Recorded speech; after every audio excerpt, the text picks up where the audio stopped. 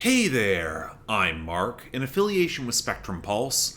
And yeah, Travis Scott went to number one. Honestly, this week's kind of a mess. And it's Billboard Breakdown.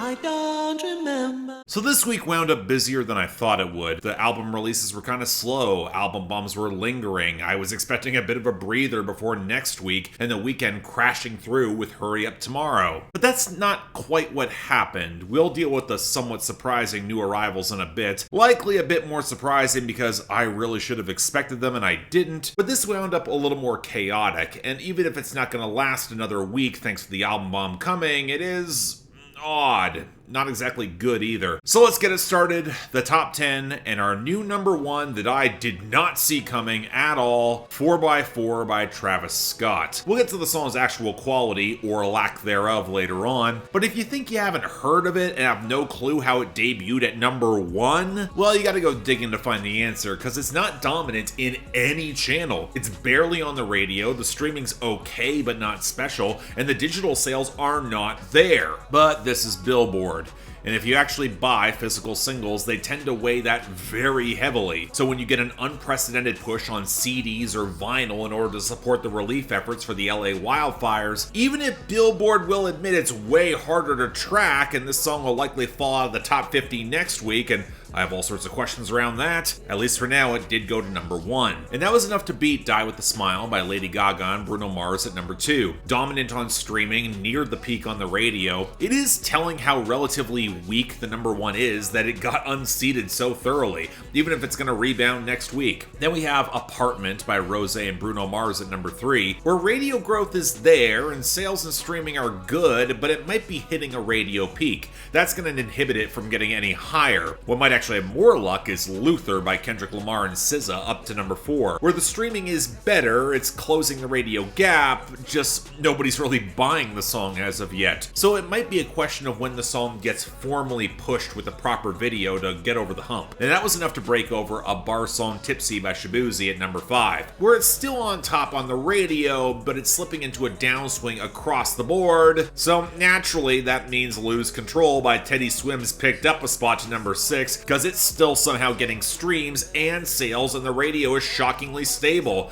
I guess thank the album impact for shoring it up. Hell, that was enough to get over Birds of a Feather by Billie Eilish at number seven, which still has largely stable radio and sales, but the streaming is slipping, but not as fast as DTMF by Bad Bunny, which probably deserved a proper shot at number one given all of its streaming, but radio never really moved on it. The direct push didn't happen, so it's fallen off sharply to number eight. Still was enough to hold over That's So True by Gracie Abrams down at number nine. More of a positional loss there, given how consistent the streaming and radio growth are. And Love Somebody by Morgan Wallen holding on at number 10, because the radio push has only just started to slow down, and it still has enough streaming and radio momentum to back up any weaknesses.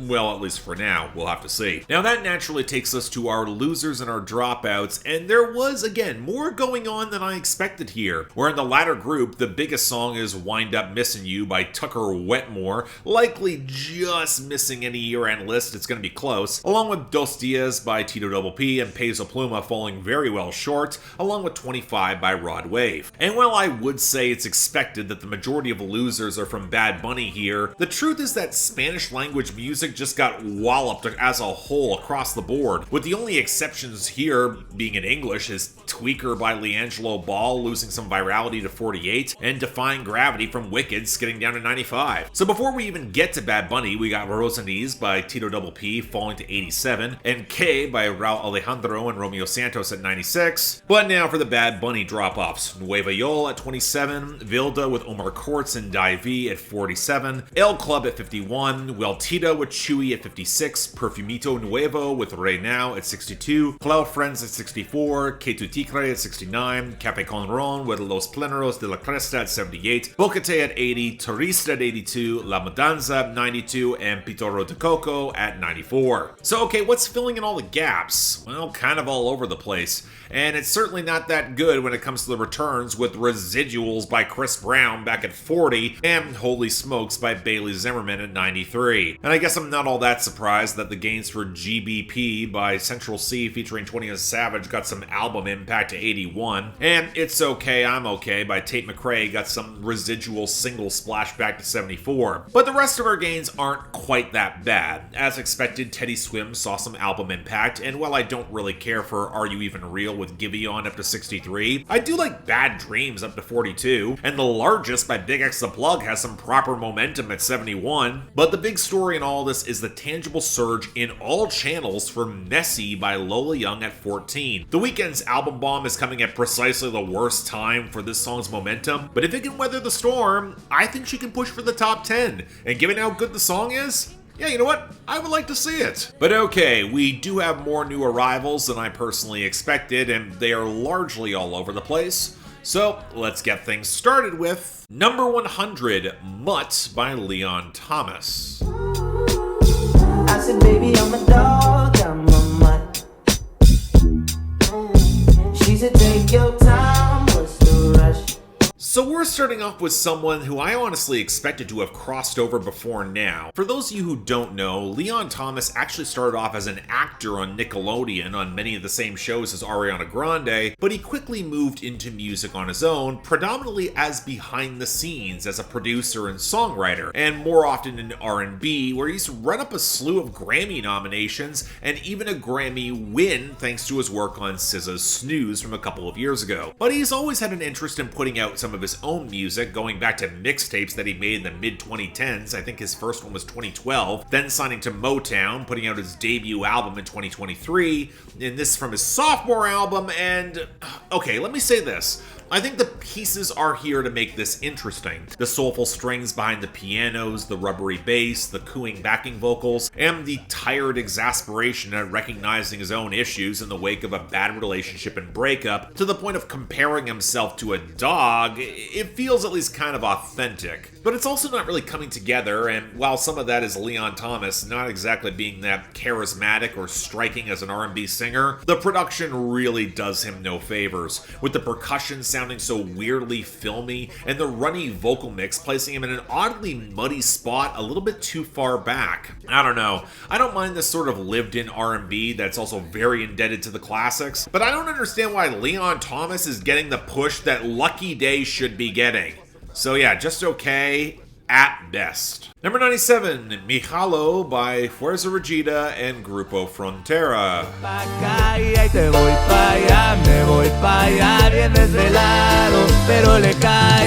It's starting to get actively annoying that certain acts of the regional Mexican scene will stick around while others have to fight tooth and nail to get back on the Hot 100. And this song is a prime example of that big dichotomy. We couldn't have dumped Fuerza Regida 2 years ago while giving Grupo Frontera all of their flowers instead. There was a lot more potential. I reviewed their album. And really, if there's a song that highlights the stark difference between the two groups, it's this inelegant fusion of a song where they're trying to play the other man, and then the frontman of Fuerza Regida comes off as really sleazy and sneaky, but the frontman of Grupo Frontera is a bit more world-weary and a little bit more relatable. I gotta wonder if there was some sort of intended interplay where they both play the other man to each other, but the music video offers no clues to that, and it doesn't really translate in the lyrics, but it might pay off more in the actual song construction, where for the first half, the rattling click from Fuerza Regida, punctuated by these huge reverb-touched horns, it is sharper and, in my opinion, more grating, but then the warmer accordions take over the lead alongside the more deliberate groove from Grupo Frontera, and quite frankly, the song gets considerably better. Now, I'd still struggle to call it really great,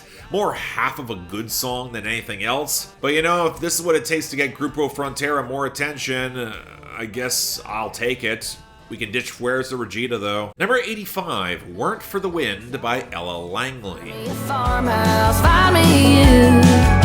Maybe I wouldn't be already gone again if it weren't for the wind. So after You Look Like You Love Me with Riley Green became a hit, I wanted to keep an eye on Ella Langley, see if Nashville actually pushed any more singles from her, and in this case they did, a cut from the deluxe edition of her album Hungover from last year. The deluxe edition is appropriately called Still Hungover. And honestly, I think I might like this more. It's definitely overcompressed in the vocal lead and the prominent acoustics, but the pedal steel helps cultivate this windswept melancholy of someone who gets pulled along by their circumstances that have kind of left her a lonely heartbreaker and more of a wanderer. And honestly, I think that's kind of an interesting sentiment. You get the impression that she wants to be a little bit more stable and in control of her life. It's clearly giving her a lot of grief otherwise emotionally, but it's also the sort of thing that gets a bit questionable the more you really think about it. Really can only fly when you're in your 20s, when you don't have any other responsibilities or obligations. But I'll say it, the composition's strong, and Ella Langley can certainly cut and sell this sort of evocative image. Yeah, you know what, I'll call it a good song.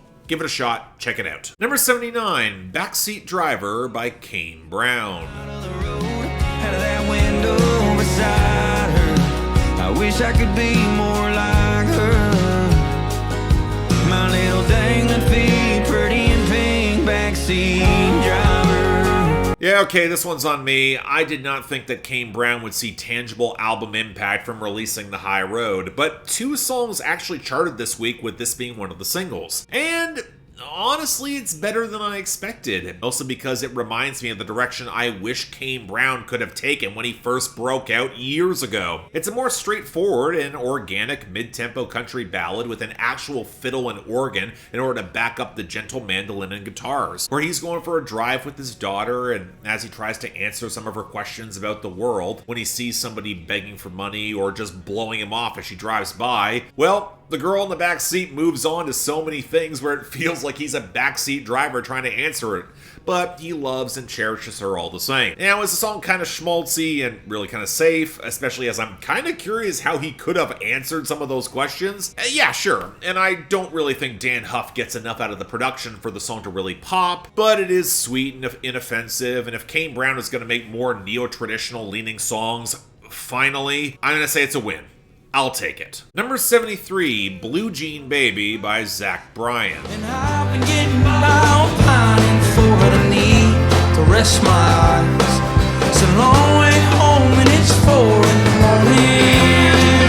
I don't know what the hell Zach Bryan is doing in releasing music these days, especially after everything went down last year. Apparently, this has been a track that diehard fans have heard in some form. They've been looking to hear this for a long time, and he said he would release it if the Philadelphia Eagles won the NFC Championship, so yeah, here we are. And well, it still feels mostly like a demo. The ramshackle vocals, the rattling percussion, the guitar and banjo phrases slamming off the piano touches, barely even clocking 2 minutes as Zach Bryan rambles about a girl he's sleeping with as he just needs a couple more hours until dawn for him to take off. You know, because American girls love goodbyes. Basically, he's making his version of Morgan Wallen's Cowgirls, but with markedly better production, less anthemic focus, and a little bit more of a personal angle. Especially as she seems to have a lot more of her life together than he does, at least at this point. But even still, American Girls or the Blue Jean Baby playing groupie, it only barely passes a sniff test for me. Still, Zach Bryan's got a high enough floor, I think it's passable, it just doesn't do that much.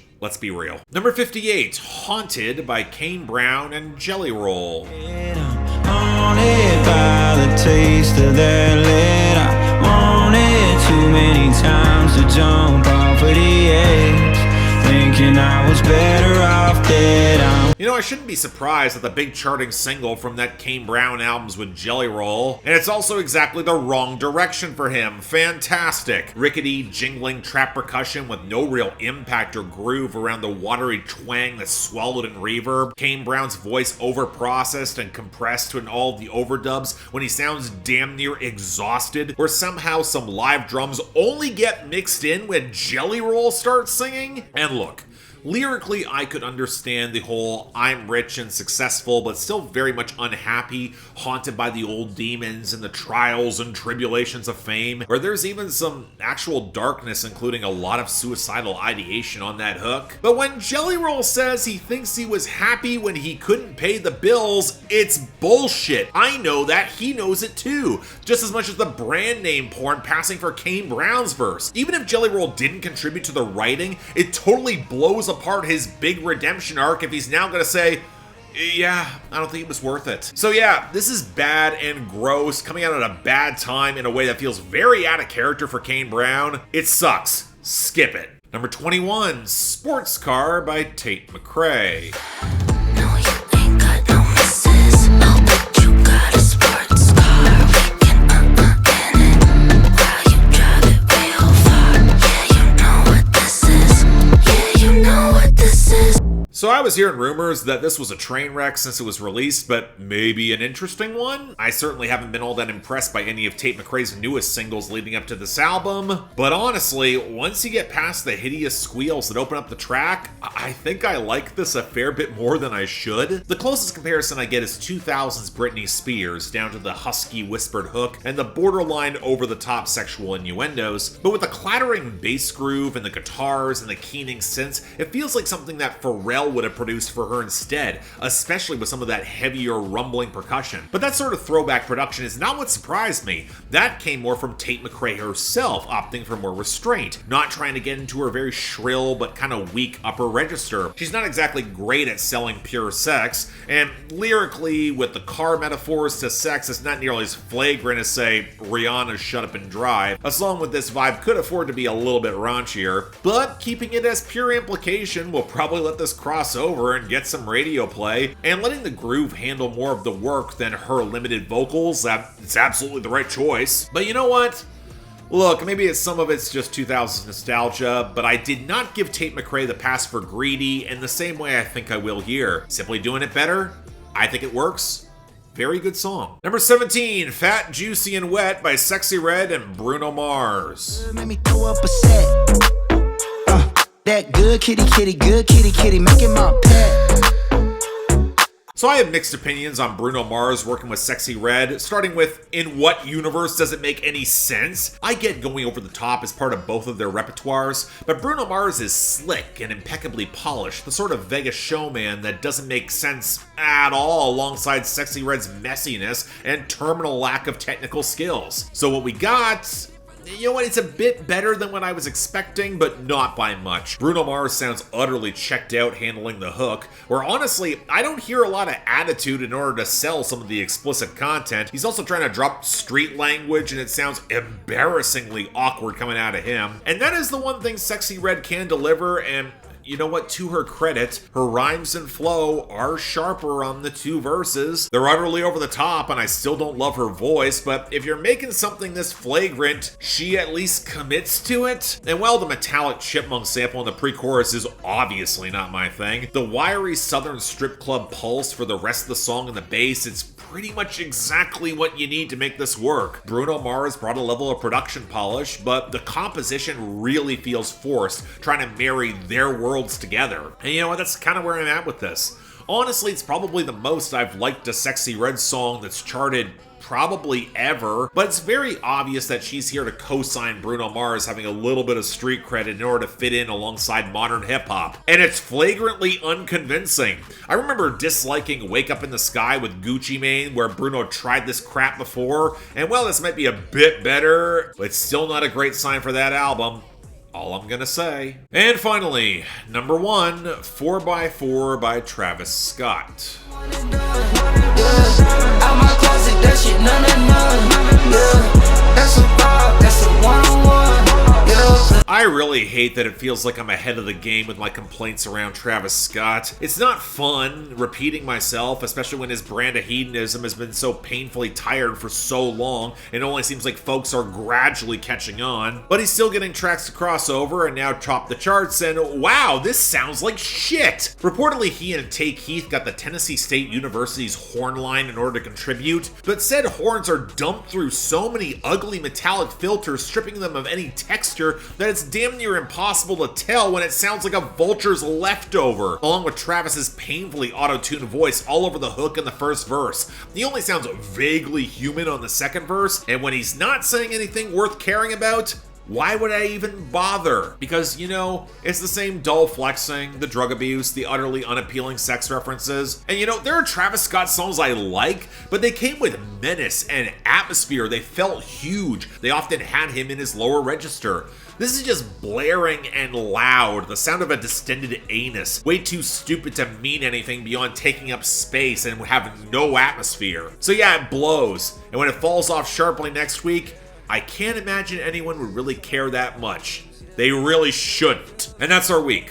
Not a lot of quality to make up for the worst, and that might as well be a statement about everything occurring south of the border right now, which made all this very difficult to draft after a long day of work. And, well, whatever. The worst is going to Haunted by Kane Brown and Jalo with 4x4 by Travis Scott taking up the dishonorable mention. The best, you know what, might surprise folks, on production and groove, it's down to the wire, but I think Sports Car by Tate McRae is going to edge out Weren't for the Wind by Ella Langley. I'm as surprised as anyone, what can I say? In any case, next week we got The Weeknd coming in hot with the big album bomb for Hurry Up Tomorrow. Stay tuned for that. But until then, I'm Mark, you're watching Billboard Breakdown, affiliated with Spectrum Pulse, and I'll see you next time.